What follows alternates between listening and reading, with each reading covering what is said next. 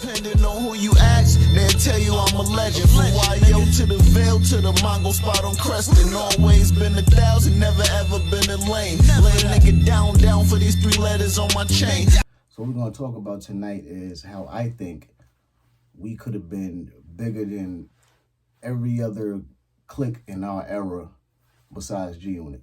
All right, let's get into it. Now, notice how I said we could have been bigger.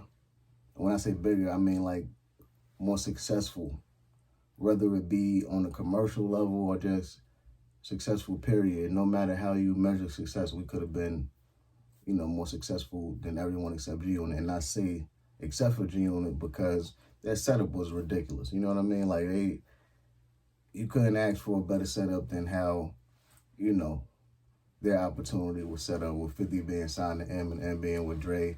It was just like a slam dunk, especially with 50's story. You know what I'm saying? It's just like, it's some real live movie shit. So, you know, that shit was a little different. But everybody else, I think we could have, you know, blew past them if things was done correctly. You feel me? And I say that because, you know, just look at shit, right?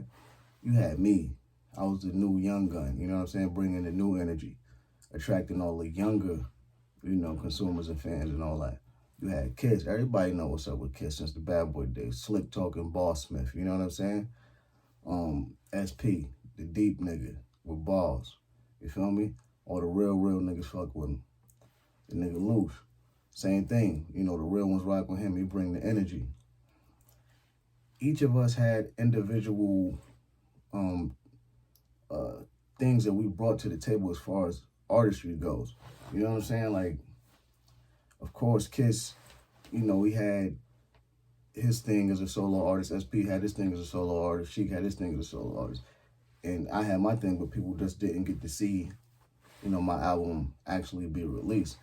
But just think about it. We also had a guy by the name of T. Waters. He ended up later signing with JD, and he didn't end up dropping no album. But we had him, we had myself, and we had Sheik as far as like artists on D Block.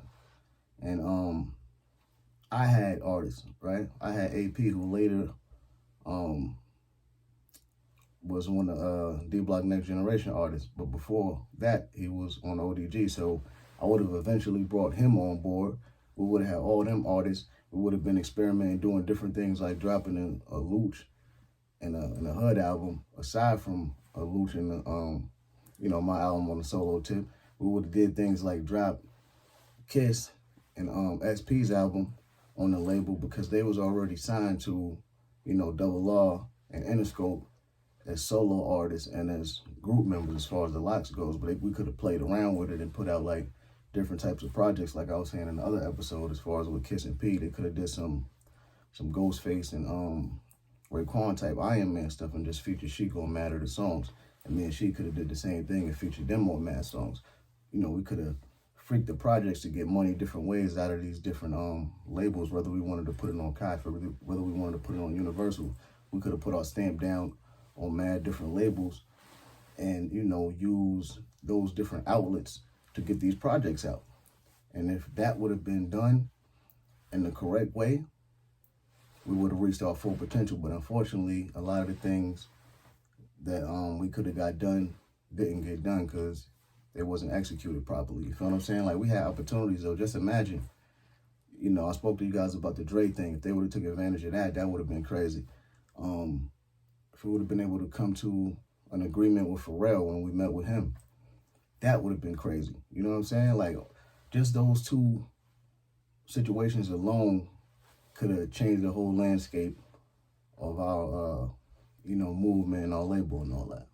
You feel what I'm saying? I'm not saying none of this to take nothing away from, like, the other crews like Dipset, State Prop, Terror Squad, and none of them other crews that was, like, popping during that time, but we was a force to be reckoned with. You dig what I'm saying? Like, the energy that we brought to the mixtape game was, like, unmatched. We had it, like, in the yoke, like, bar none.